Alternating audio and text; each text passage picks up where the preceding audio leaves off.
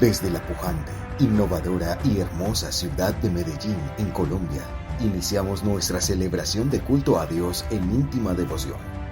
Íntima Devoción es una iglesia que cree, obedece, vive y proclama los efectos transformadores del Evangelio del Señor Jesús. Esta es una transmisión simultánea por nuestro canal de YouTube, Facebook e Íntima Devoción Radio. Descarga gratuitamente nuestra aplicación en las tiendas iPhone y Android. Sean todos bienvenidos. En este libro, que está compuesto de 150 capítulos, encontramos todo lo que son los salmos. Y cuando se nos habla de salmos, se nos está hablando de canciones, poemas que han sido musicalizadas. Por lo tanto, la mayoría de los compositores eran buenos músicos. Un ejemplo de ello era David. Asaf también era otro buen músico. Era gente que conocía muy bien la alabanza y conocía muy bien la música. Pero también había otros compositores que no eran tan buenos para la música y buscaban directores musicales que le pusieran las notas a estos escritos, de manera que los salmos hicieron parte de todo lo que fue la liturgia de la alabanza en el pueblo de Israel. Tenemos bloques de salmos, por ejemplo el Salmo 113 al 118, que es los que conocemos como el Jalel. ¿Qué es el Jalel? La alabanza a Dios o el cántico a través del cual los israelitas entregaban sus cánticos al Señor y que era parte también de su costumbre cúltica. Ellos celebraban los cultos en las sinagogas o en el templo y echaban mano de todo este bloque de salmos, el Salmo 113 al 118. De esos salmos también nos hablan los evangelistas como Marcos, que resalta que cuando el Señor fue a morir o fue a ser sacrificado, Él estuvo en el monte de los olivos con sus discípulos cantando los salmos. Ustedes lo pueden leer y dice que después de que cantaron los salmos, Él cruzó el arroyo de Cedrón y vino a enfrentar la situación de lo que fue su aprehensión, su pasión, su juicio, su pasión, su muerte y su sepultura en Jerusalén delante de las autoridades civiles, de las autoridades eclesiásticas, del pueblo y de los gentiles. Si miramos el bloque de salmos del 120 al 134, vamos a encontrar los salmos que conocemos como el Cántico de los Peregrinos. ¿Qué es esto? ¿En qué consistía? En que los israelitas, cuando iban a adorar al templo del Señor a Jerusalén, desde todos los lugares del mundo conocido, por lo menos una vez al año iban allí a adorar al Señor. Y ellos en sus marchas, que no eran de una hora, que no eran de 2 horas, que no eran ni siquiera de un día, que eran de varios días, quizás de meses, iban fortaleciendo su fe con estos cánticos del 120 al 134. Uno se queda abismado cuando hay personas que dicen, no, es que yo no voy al culto porque me queda muy lejos. ¿Y dónde vives tú? Ah, no, yo vivo como a 5 minutos de la iglesia, y a uno le da como vergüenza con el Señor, cómo la gente le hace el quite a asistir a la iglesia por cualquier motivo y dejan entrever que a la iglesia no vienen por rendirle culto al Señor, un sacrificio de adoración al Señor, sino que vienen más por religiosidad o casi que por obligación. Pero si miramos la historia del pueblo de Israel, el pueblo de Israel iban contra viento y marea e iban desde lugares inhóspitos del mundo conocido hasta Jerusalén, y ellos iban cantando los salmos 120 al 134, que por eso se llama el cántico de los peregrinos. Entonces las canciones, la música está muy ligada a la iglesia del Señor, al pueblo de Dios. ¿Cómo debemos venir nosotros al templo del Señor? Con cánticos de alegría, entrar por sus puertas del templo con acción de gracias. Yo me alegré con los que me decían, a la casa del Señor iremos. El Salmo 84 dice, yo me alegro y anhelo ir a la casa del Señor, allí que es tan atractivo todo, tan especial, que produce reposo, que produce descanso, que me produce alegría, que hasta las golondrinas y los gorriones hacen nido. Entonces uno se pregunta, ¿será que estamos cayendo en la religiosidad de supeditar nuestra ida al culto, a celebrar el culto al Señor si todo marcha bien? ¿Qué pasaría? Y yo le doy gracias al Señor por los que alcanzaron a llegar a pesar del invierno que está azotando nuestra ciudad y la mayoría del país. Pero ustedes creen que los voy a felicitar por eso. No, los admiro, que vencieron contra todo y llegaron hasta el culto. Pero mi pregunta es, si hoy se estuviera anunciando que el Señor vendría terminado este culto, ¿ustedes qué creen que cómo estarían los templos hoy? Estarían a reventar, creyendo que a última hora iban a comprar el boleto para subirse al arca de salvación y así volar con el Señor para estar con Él siempre. No hemos meditado, no hemos medido, ni siquiera la importancia de la alabanza a Dios. Porque es ahí en los salmos, cuando usted se acerca a los salmos, ustedes pueden ver que en ellos hay un vehículo muy poderoso para expresar nuestros sentimientos y nuestras ideas en la música. Hoy la mayoría de los cantantes están teniendo éxito precisamente porque están confabulados con los sentimientos de las personas, con lo que está viviendo nuestra sociedad, inmediatamente van y plasman en el papel una canción y eso es lo que tiene éxito hoy. Leía una muy breve entrevista con una cantante muy famosa el día de hoy precisamente, una mujer que ha sido exitosa en la música, una mujer que es muy respetuosa con su público, que canta una música que no es del agrado de muchos, seguramente, que es la música popular, pero ella decía, voy a cantar o lancé tal canción en Miami porque eso es lo que está pasando en nuestra sociedad. La gente está viendo en esas canciones plasmadas sus situaciones, sus propias ideas y a veces hasta sus propios sentimientos. Y no nos damos cuenta que en la Biblia hay un repertorio supremamente profuso en el cual hay unas composiciones que pueden identificarnos o nos podemos ver identificados nosotros por medio de todo lo que allí está escrito, cualquiera sea la situación que estemos pasando. En los salmos usted puede encontrar la manera de reírse delante del Señor. Y no estoy hablando de la risa que llaman por ahí risa santa o risa loca. Risa loca es un humorista, sino una risa de regocijo, de alegría delante del Señor al ver cómo Él responde a nuestras oraciones y nos deja perplejos porque lo hace de la manera que nosotros menos esperábamos, pero que sabemos que es la respuesta de Él y que nos produce esa alegría. Pero también en los salmos podemos ver que lloramos porque nos identificamos con lo que el salmista estaba viviendo y con lo que escribió. Todo esto lo podemos mirar también cómo nos transportamos al pasado. ¿Qué fue lo que vivió el pueblo de Israel? Personalmente el Jalel, el Salmo 113 al 118, para mí es de mucha bendición pensar que mi Señor Jesús, en vez de estar afligido, en vez de estar triste, en vez de estar arrinconado, en vez de estar prácticamente mostrando una posición de derrota, Él cantó esos salmos antes de ir a la cruz del Calvario. Y cuando usted lea estos salmos se dará cuenta de que esos mismos fue los que cantó el Señor antes de lo que para el diablo creyó ser una victoria, pero lo que le venía era su derrota. Eso lo cantó el Señor Todopoderoso. Entonces, en un mundo en el que nosotros estamos viviendo, el mundo está bajo el poder del maligno, en el que hay una persecución permanente a la iglesia por su fe en Cristo Jesús. Esto al final produce agotamiento. No sé si a ustedes les pasa, pero a mí me pasa este bombardeo de noticias a los que estamos siendo sometidos. Eso ya intoxica, ya es palabras van, palabras vienen y uno no sabe si los que están hablando son gobernantes, aspirantes a gobernar o son gamines con el respeto de todos de los habitantes de calle, porque son lenguajes insultantes, denigrantes, subestimantes, lenguajes que de verdad cansan, eso por hablar de un solo aspecto de nuestra sociedad. ¿Qué tal de la injusticia social?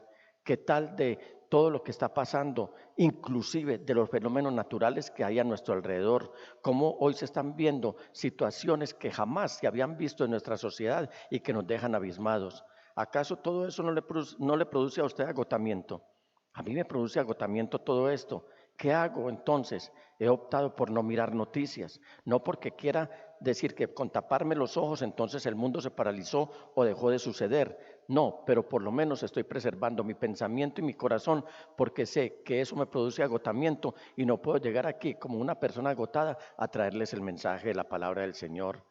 En esta noche entonces quiero compartirles el mensaje que he titulado El agotamiento y la oración.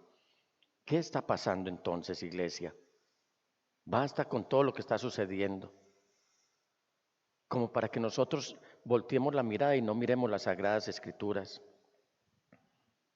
Todo esto lo hemos venido mirando, lo hemos venido observando. Es más, en Mañanas Íntima Devoción he venido compartiendo algunos estudios con respecto a los salmos. Y los salmos son, en este caso, los que estamos viendo, los de David, basados en sus propias experiencias. Y sobre esas experiencias, si él pudo hallar el triunfo en la presencia del Señor, pues nosotros también lo podemos lograr, pase lo que pase. El día del agotamiento. ¿Qué hacemos en el día del agotamiento? Y no estoy hablando de un día calendario, estoy hablando del tiempo como tal. Estamos viviendo el día del agotamiento. La palabra del Señor está diciendo que los días son malos, que aprovechemos bien el tiempo porque los días son malos. El apóstol Pedro en los Hechos de los Apóstoles está diciendo, sean salvos de esta perversa generación. ¿Por qué? Porque todo esto estaba advertido en las Escrituras que iba a traer un agotamiento espiritual en la iglesia. El mundo está acostumbrado a todo esto. ¿Qué vamos a hacer con el mundo?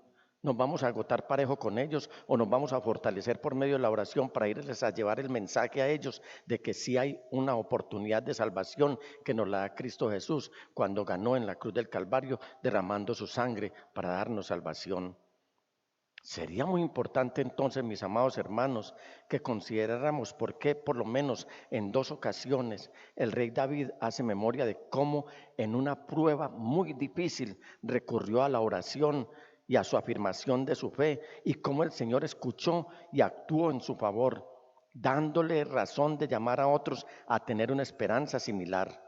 La experiencia que tuvo David después de componer estos salmos y de pasar buen tiempo en la presencia del Señor en oración fue que su fe fue afirmada, pero que vio cómo en el Señor había un lugar seguro para depositar en él todo su agotamiento y toda su angustia.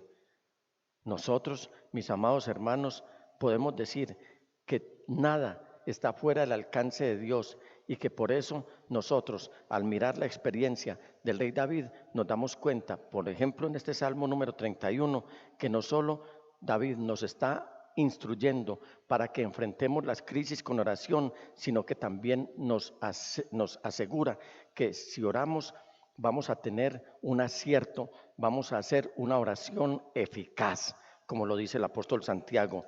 La oración del justo es poderosa y eficaz. ¿Qué es algo eficaz? Algo eficaz es algo que produce el efecto esperado. A veces hay personas que dicen, no, es que mi oración parece que no pasa del techo o eventualmente nos constituimos en jueces de los demás y dicen, no, ¿qué tal? Nos paramos en las esquinas a decir, ese que está orando allá, vea, esa oración no pasa del techo y nos constituimos en jueces de los demás. No, nosotros permitámonos orar nosotros sin importar qué está pasando con el otro y que lo importante es que nos acojamos a lo que dice el apóstol Santiago en el capítulo 5, en el versículo 16, en su segunda parte. La oración del justo, ¿cómo es? Poderosa y eficaz, es decir, que produce el efecto esperado. Y si usted lee en ese capítulo 5, aquí donde estamos de Santiago, se dan cuenta que él va a poner como ejemplo a Elías, un hombre que estaba sujeto a pasiones como las nuestras, un hombre que era tan humano como nosotros, un hombre que cometía errores como nosotros, un hombre que seguramente tuvo pecados como nosotros. Y dice que oró para que no lloviera por 3 años y medio y no llovió. Y después volvió a orar para que lloviera y llovió, porque el Señor escucha la oración de los justos y esa oración se constituye en algo eficaz, o sea, que logra el objetivo para el cual se está orando. ¿Por qué no estamos logrando objetivos? ¿Por qué nuestra oración no está logrando objetivos? Precisamente porque el agotamiento está marcando la vida de muchos cristianos. Y a estas alturas, en estas etapas de esta carrera, cuando ya estamos al final, a punto de llegar a la meta, ¿quién no está agotado? Seguramente estamos agotados. Pero en el Salmo 84, donde el salmista nuevamente está diciendo y está anhelando la casa del Señor, dice, según avanzan los peregrinos, cobran más fuerzas. Y aquí sí hay algo que debemos notar, y es que mientras en el mundo se compite y se acelera la vida, porque el tiempo está corto y porque hay muchos transitares y porque hay muchos ires y venires, la gente se está agotando. El Señor nos está diciendo que en el caso de la iglesia, mientras más nos esforzamos en seguir, más fuerzas vamos cobrando, van siendo renovadas nuestras fuerzas. Es muy distinto lo que el Señor hace con la iglesia que lo que está pasando en el mundo. Entonces, ¿qué hacer en este tiempo cuando hay agotamiento? Lo primero que tenemos que hacer es oración. ¿Y la oración por qué? Porque estamos con la oportunidad de escoger una fortaleza o caer en una trampa. Vamos a los versículos 1 de este Salmo 31, versículos 1 al 8. Dice David, y lo podemos decir nosotros, en ti, Señor, busco refugio, jamás permitan que me avergüencen, en tu justicia líbrame. Inclina a mí tu oído y acude pronto a socorrerme. Sé tú mi roca protectora, la fortaleza de mi salvación. Guíame, pues eres mi roca y mi fortaleza. Dirígeme por amor a tu nombre. Hasta ahí él está hablando de que en el Señor hay un refugio seguro. Que ahí podemos estar en un lugar invulnerable ante las trampas infernales. El agotamiento está llevando a muchos aún a no orar. El acortamiento del tiempo está llevando a muchos, inclusive, a hacer oraciones superficiales. ¿Por qué? ¿Por qué lo del Señor es a lo último? Y es por si acaso y es por si queda. Y no nos damos cuenta de la importancia de lo que es estar seguros, en un lugar seguro, en un baluarte seguro, como es en la presencia del Señor. David entonces está en una encrucijada, como seguramente podemos estar nosotros en algún momento de nuestra vida. O escogemos ir a la casa del Señor, o escogemos ir a su presencia, escogemos ir en oración, o abandonamos la oración y caemos prisioneros en las trampas y en las redes que el enemigo nos está tendiendo. ¿Usted sabía que Satanás es el enemigo número 1 que usted tiene? Y que lo quiere hacer sufrir, y que lo está acosando, y que lo está presionando, porque él sabe que usted va a ocupar el trono que él perdió en el cielo. Y que él a toda costa va a hacer de que nuestra salvación sea a base de sufrimientos. Es tiempo de que recapacitemos, iglesia, de que despertemos, de que valoremos cuál Dios es el que tenemos. Cuando hablo de la fortaleza y de la trampa, también puedo hablar de dos dioses, uno que es todopoderoso y otro que tiene poder. Dios es Dios todopoderoso, bendito sea Él. Satanás tiene poder, pero si el Señor no lo deja, Él no puede tocar a los que somos llamados la niña de sus ojos en las Sagradas Escrituras, es decir, a su iglesia. Peligros mil, hay muchos peligros. Entonces David en la oración le está diciendo al Señor, Señor, realmente tú eres mi fortaleza, tú eres mi roca, tú eres mi refugio. Pero le está diciendo en esa misma oración, líbrame de la trampa que me han tendido, porque tú eres mi refugio. En tus manos encomiendo mi espíritu. Líbrame, Señor, Dios de la verdad. Y no puede uno evitar aquí pensar de que él también aquí estaba profetizando lo que iba a pasar en la cruz del Calvario, cuando el Señor Jesús se vio frente a las argucias del enemigo o ante ir triunfante a la presencia del Padre Celestial. También en mis oraciones y en mi oración nocturna, este versículo me acompaña constantemente, toda la noche me acompaña. Y la oración nocturna, antes de irme al descanso, es lo que yo recito, este versículo, donde dice, en tus manos encomiendo mi espíritu. ¿Y por qué le encomendamos el espíritu al Señor? Porque es que en la noche pueden pasar muchas cosas. Mucha gente se pudo haber acostado y no se volvió a levantar. Entonces, ¿qué hago yo? Encomiendo mi espíritu al Señor, de manera que si no vuelvo a despertar, sé que se lo encomendé a aquel que es el Dios de la verdad. ¿Por qué le encomiendo yo mi espíritu al Señor? Porque Él es el Dios de la verdad, no el Dios de la mentira. Qué bueno confiar en el Señor. Y por eso David le sigue diciendo al Señor: odio a los que veneran ídolos vanos. Yo por mi parte confío en ti, Señor. Me alegro y me regocijo en tu amor, porque tú has visto mi aflicción y conoces las angustias de mi alma. No me entregaste al enemigo, sino que me pusiste en lugar espacioso. Los enemigos están poniendo redes y trampas constantemente. ¿Cuáles son nuestros enemigos? Los que, agitados por Satanás, repito, quieren vernos caer, quieren vernos sucumbir. Pero la grata noticia es que en el Señor tenemos la fortaleza eterna de los siglos. Que esa fortaleza no tiene, en esa fortaleza no tiene cabida el enemigo. Y por eso David, al escribir este salmo, él nos está diciendo que si él lo hizo, nosotros lo podemos hacer. ¿Y cómo entramos nosotros a la presencia del Señor? Con confianza, con oración y con una rectitud comprometida. A mi nieta Victoria, cada vez que tengo la oportunidad, o le susurro al oído, o le hablo, o simplemente voy orando por ella mientras la cargo y le digo, le doy este consejo: Victoria, ora, confía y espera.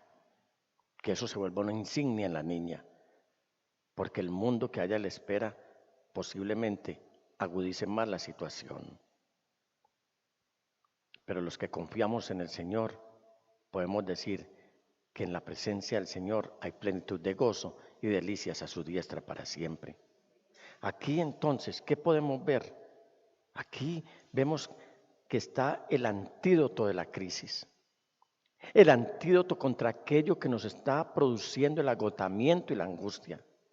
Aquí en esta oración estamos viendo cómo buscar a Dios orando, confiando y consagrándonos a Él, obtenemos frutos maravillosos. Tenemos la verdadera seguridad. Pero quiero parar en esta noche por un instante a meditar sobre lo que es una roca fuerte. ¿Por qué David insiste tanto en llamar al Señor una roca fuerte?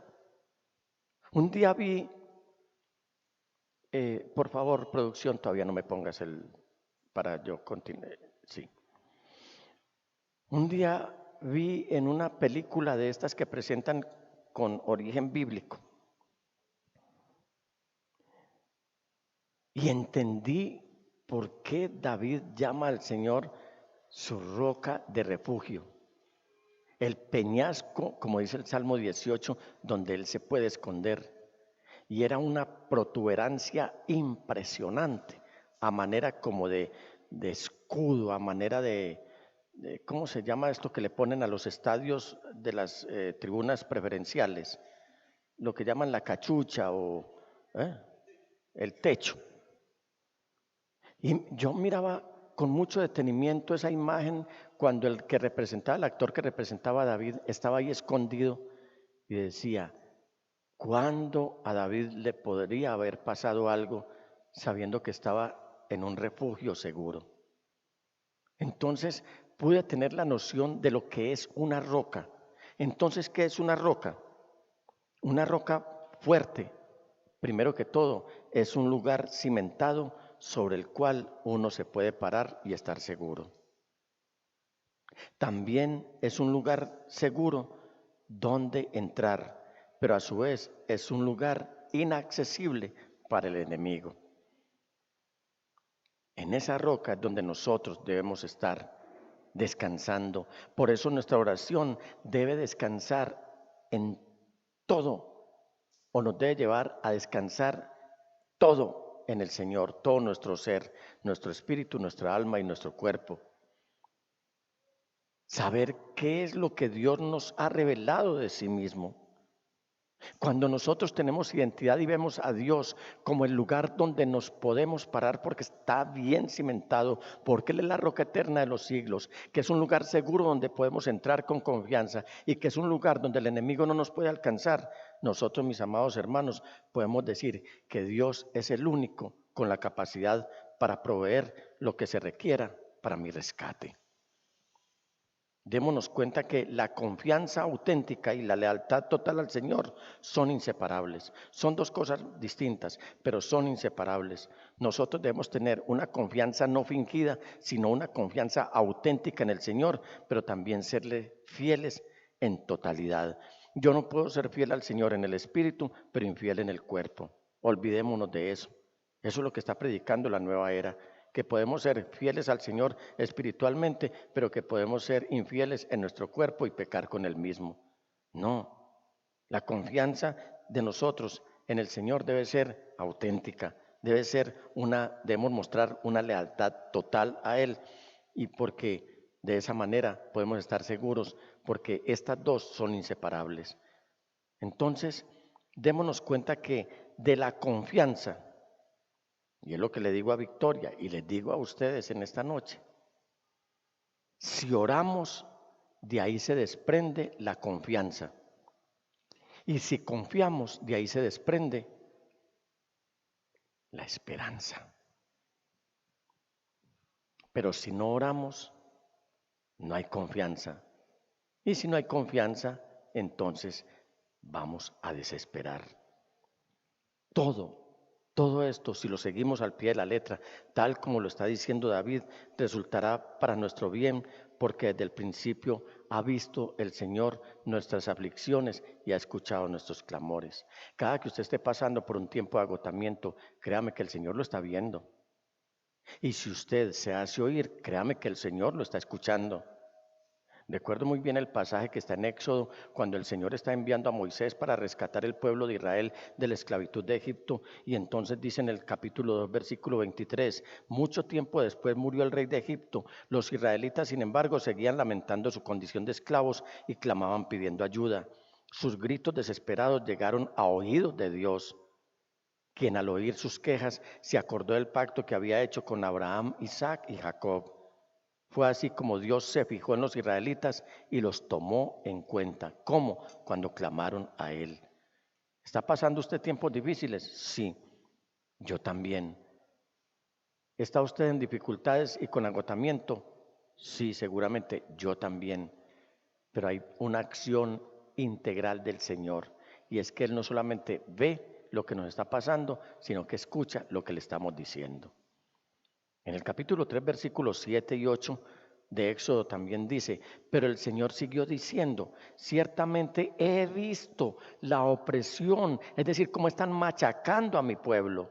He visto la opresión que sufre mi pueblo en Egipto. Los he escuchado quejarse de sus capataces y conozco bien sus penurias. Así que he descendido para librarlos del poder de los egipcios y sacarlos de ese país, para llevarlos a una tierra buena y espaciosa, tierra donde abundan la leche y la miel. Iglesia, usted está descansando en el Señor. Hay agotamiento.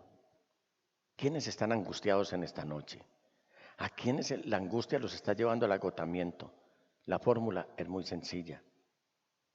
Clame a Dios, que Él va a mirar lo que a usted le está pasando y va a escuchar lo que usted le está diciendo, y el Señor va a actuar en su favor. Ahora bien, Dios nos está diciendo que escojamos si confiamos en sus manos o en las manos del enemigo. En esta situación que está viviendo Colombia en este momento, hay un temor generalizado o casi generalizado, no solamente en el país, sino en la misma iglesia. ¿Qué es que hay un enemigo de la iglesia? Mire, nadie que no sea temeroso de Dios va a ser amigo de la iglesia. Porque el Señor dijo, mire, cuando estén hablando de ustedes bien, tengan mucho cuidado. Aquí lo que tenemos que nosotros estar muy centrados y escoger estar en las manos del Señor o en la mano de nuestros enemigos. Quien se aleja de las manos del Señor se está entregando automáticamente a las manos del enemigo. Versículos 9 al 18. Leámoslo con calma. Tenme compasión, Señor, que estoy angustiado. El dolor está acabando con mis ojos. Mire esto. Con mi alma, con mi cuerpo. La vida se me va en angustias y los años en lamentos. La tristeza está acabando con mis fuerzas y mis huesos se van debilitando. Por causa de todos mis enemigos, soy el hazmerreír de mis vecinos, soy un espanto para mis amigos, de mí huyen los que me encuentran en la calle. Me han olvidado como si hubiera muerto, soy como una vasija hecha pedazos. Son muchos a los que oigo cuchichear. Hay terror por todas partes. Se han confabulado contra mí y traman quitarme la vida. Pero yo, Señor, en ti confío y digo, tú eres mi Dios. ¿Cuántos confían en el Señor? Hay una voz en esta noche en medio de la iglesia para que renovemos nuestra confianza en el Señor y le digamos, Señor, pase lo que pase, tú eres mi Dios. ¿Puede usted decirlo en esta noche? Señor, pase lo que pase, tú eres mi Dios. Y sigue diciendo David, mi vida entera está en tus manos. ¿En manos de quién debe estar nuestra vida entera? En las manos de Dios. Líbrame de mis enemigos y perseguidores, que irradie tu faz sobre tu siervo. Por tu gran amor, sálvame. Señor, no permitas que me avergüencen, porque a ti he clamado, que sean avergonzados los malvados y acallados en el sepulcro, que sean silenciados sus labios mentirosos, porque hablan contra los justos con orgullo, desdén e insolencia.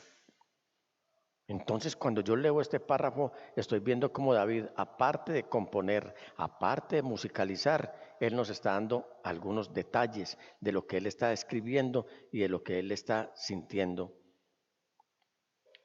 Él no va a ocultar absolutamente nada. Él va a hacer público los detalles de esa situación por la cual él está pasando. Y usted me dirá, pastor, pero es que yo para qué le cuento los detalles al Señor si Él los sabe todos. Y yo le digo, cuénteselos por dos razones. Porque Él los quiere oír de sus propios labios. Y dos, porque Él quiere que usted mismo se escuche lo que está pasando. Y digamos que ese debe ser nuestro clamor. ¿Qué está pasando con David? Que la crisis lo está debilitando. B, que sus adversarios ahora lo están odiando. C, que sus amigos lo han abandonado. D, que se ha convertido en un hombre del pasado, es decir, que perdió vigencia. D, que está rodeado por conspiraciones aterradoras. Uno de los mayores temores que tiene la gente, sobre todo la gente que está en el poder, ya sea en el poder económico o ya sea en el poder gubernamental o aún aquellos que son poderosos dentro del cristianismo, uno de los temores que los asiste es que pierdan vigencia. Usted no ha oído decir, por ejemplo, en la farándula, que algo se tienen que inventar, alguna mentira, alguna voz de alerta acerca de un personaje de la farándula para que la gente vuelva a recordarlos, porque hay un miedo generalizado en la gente de perder vigencia. Mis amados hermanos, con la iglesia no es así. Aquí, mientras más vamos avanzando, más vigencia vamos cobrando, porque el Señor nos está esperando triunfante y quiere que nosotros también participemos de su triunfo. No importa lo que pase aquí. David nos está dejando aquí unas lecciones maravillosas que si les echamos mano seguramente nos va a permitir hacer más llevadera nuestra vida.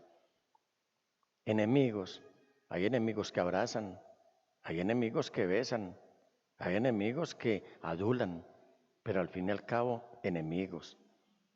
Y hasta cuchichean, dice David aquí, y hasta están tramando hacerle mal, y hasta quieren matarlo.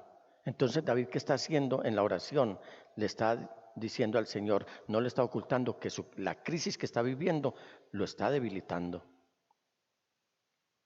que sus adversarios ahora lo están odiando, que sus amigos lo han abandonado, que ahora se está convirtiendo en un hombre del pasado.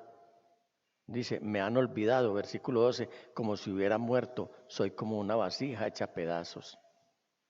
¿Acaso no nos encontramos nosotros en situaciones así, que nos ven como que ya no somos útiles y que no valemos absolutamente para nada? Pero ¿sabe la reacción de David? ¿Cuál fue? La reacción de David no fue irse contra la lona, no fue arrinconarse, porque el enemigo nos quiere poner contra las cuerdas y lonearnos también.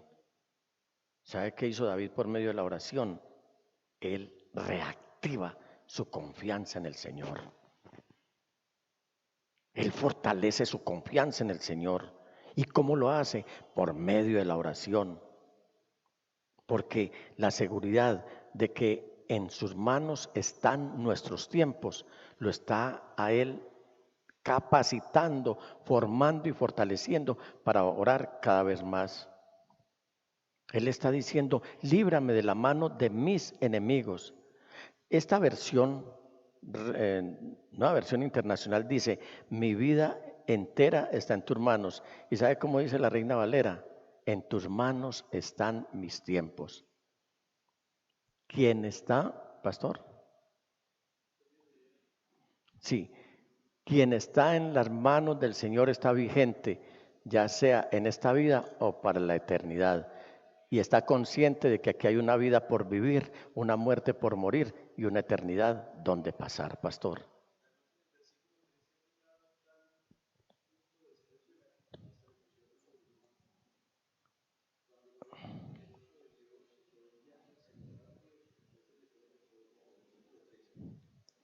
Dice, son muchos a los que oigo cuchichear, hay terror por todas partes.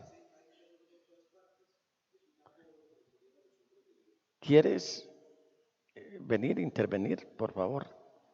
Sí, me dice el pastor aquí que ese hay terror por todas partes, ustedes lo pueden ver que está encerrado en comillas. ¿Por qué? Porque era una manera como la gente atacaba a los hombres de Dios, insultándolos o poniéndoles ese apodo. Aquí viene el terrorista. Si a ustedes les dicen en este momento que llegó un terrorista, ¿qué actitud asumen ustedes? Todo el mundo se repliega. No podemos salir, pero entonces nos arrinconamos. ¿Por qué? Porque eso nos produce terror. Eso es lo que David está viviendo, pero no lo vivió él, sino que nos lo quiere dejar como lección a nosotros. Ahora usted me dice, pastor, pero es que yo soy cristiano y yo soy temeroso de Dios y yo vivo una vida, creo que bien delante del Señor. Yo quiero decirle, es posible que eso esté pasando, pero la mano de Dios no es el lugar en donde somos inmunes a las dificultades de la vida.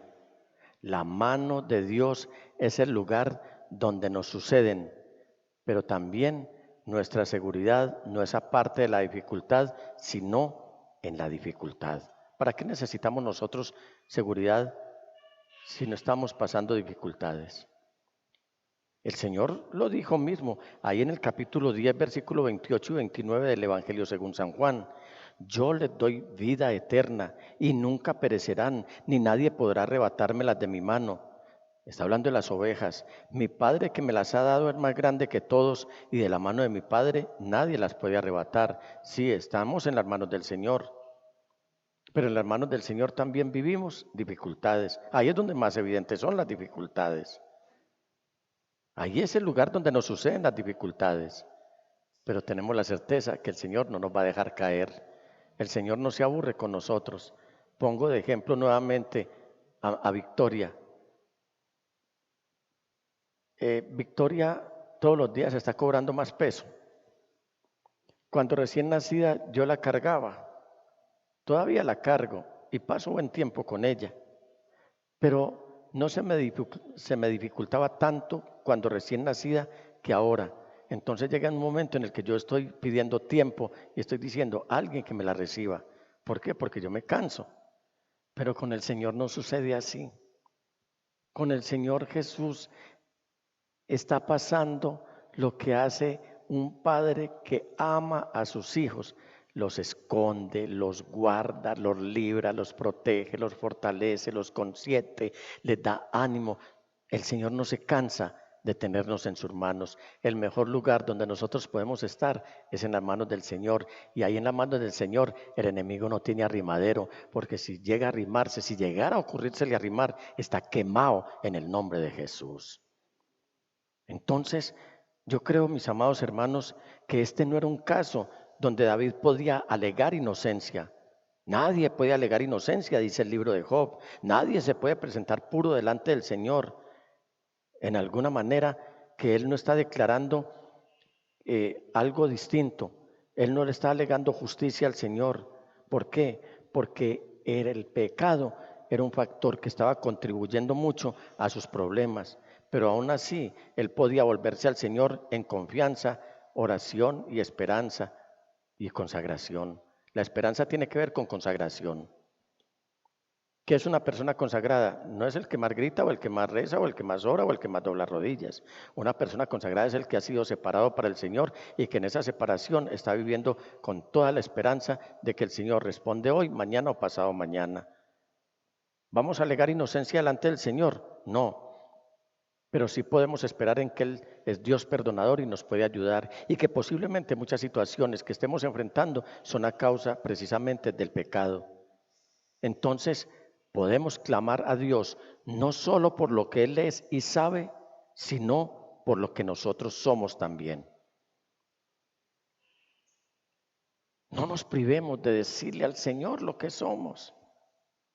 Ya hemos oído 89,325 mensajes en los que constantemente los pastores estamos diciendo lo que es Dios y quién es Dios. Pero ya le dijimos al Señor quiénes somos nosotros. Y en la oración debe incluir decirle al Señor quiénes somos nosotros. Frente a esta angustia, frente a este agotamiento, seguramente va a haber tiempos de miedo. ¿Quién no ha sentido miedo? Sabiendo que el miedo es uno de los sentimientos que viene acompañando al ser humano desde que nace. Vuelvo otra vez con Victoria. Hoy se cayó un instrumento de aquí. La niña estaba en completa paz. Se cayó un instrumento, hizo un ruido estridente. La niña entró en pavor. ¿Cómo manifestó ese pavor? Llorando. Porque todos tenemos miedo. Alguna cosa nos produce miedo.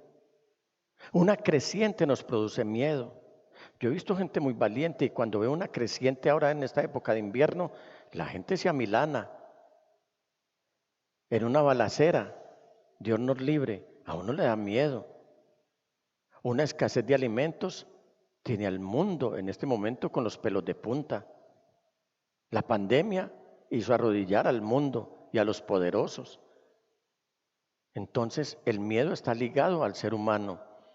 Pero aquí vamos a aprender si le damos rienda suelta al miedo o fortalecemos la esperanza en el Señor. Versículos 19 al 24. Cuán grande es tu bondad, que atesoras, mire esto, pongámosle mucha atención, prestémosle mucha atención a cada palabra de lo que David está diciendo aquí. Cuán grande es tu bondad, que atesoras para los que te temen. O sea, es algo caudaloso e inagotable. La bondad del Señor jamás se va a agotar. Y que a la vista de la gente derrama sobre los que en ti se refugian. Al amparo de tu presencia los proteges de las intrigas humanas. En tu morada los resguardas de de las lenguas contenciosas. Bendito sea el Señor, pues mostró su gran amor por mí cuando me hallaba en una ciudad sitiada. Es decir, en el antiguo tiempo, cuando se sitiaba una ciudad, estaba rodeada por ejércitos enemigos, les cortaban el agua, no había acceso a alimentos. Cuando una ciudad estaba sitiada, era sinónimo de una hambruna y con ella la muerte. No había necesidad de combatir. Había ciudades que fueron sitiadas y los habitantes todos murieron porque no había alimentos, porque no había agua, porque no había absolutamente nada. Una vez muertos los habitantes, era presa fácil de los enemigos que la sitiaban o que la rodeaban. Y David se vio así. Y a veces nosotros nos vemos así. Pero él dice, en mi confusión, o sea, en mi miedo, llegué a decir, he sido arrojado de tu presencia. ¿No se ha sentido usted algunas veces así? Entonces David dice, pero no, pero tú oíste mi voz suplicante. ¿Qué es lo que suplica, pastor?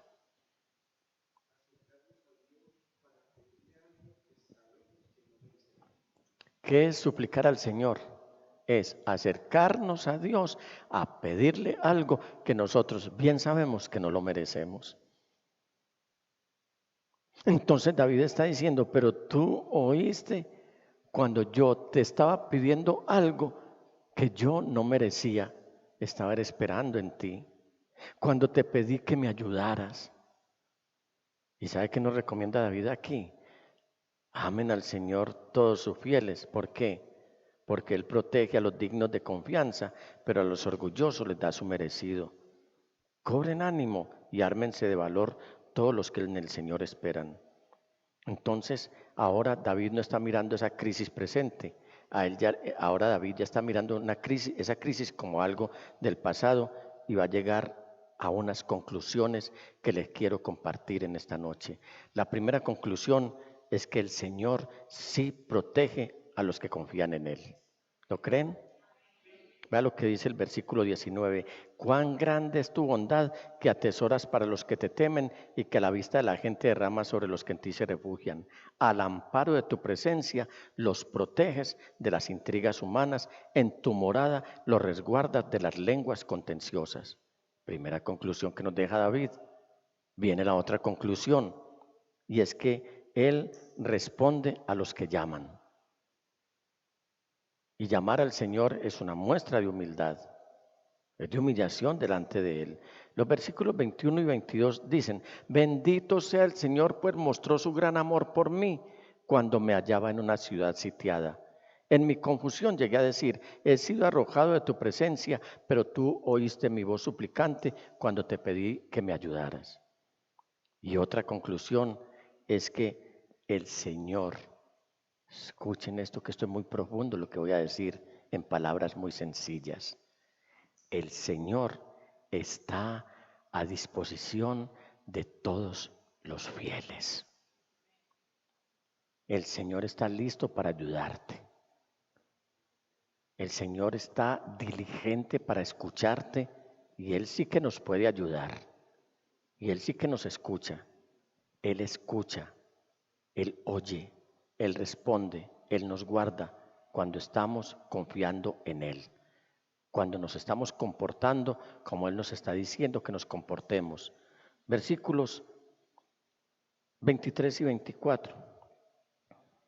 Aquí se está refiriendo a los fieles, a los santos, ¿a cuáles? A los que aceptamos su amor y a los que correspondemos en amor. A los que somos recíprocos en el amor que Él nos está dando. ¿Cómo? Preservándonos y dándonos seguridad en esa esperanza de la cual nos está hablando David aquí. Y Él dice, amen al Señor todos sus fieles. Él protege a los dignos de confianza, pero a los orgullosos les da su merecido. Cobren ánimo y ármense de valor todos los que en el Señor esperan. Pregunta, ¿quién se cree aquí? Y hablemos sinceramente, porque a veces nos damos demasiada madera también, pero debemos ser consecuentes con que tenemos una buena comunión con el Señor. ¿Cuántos son fieles aquí, dignos de confianza del Señor? ¿Cuántos se creen dignos de confianza del Señor? Levante su mano sin pena. Ese es el caminar, eso es lo que estamos logrando. En eso es lo que estamos trabajando, en eso es lo que estamos avanzando. ¿Y quiénes son los que en el Señor están esperando?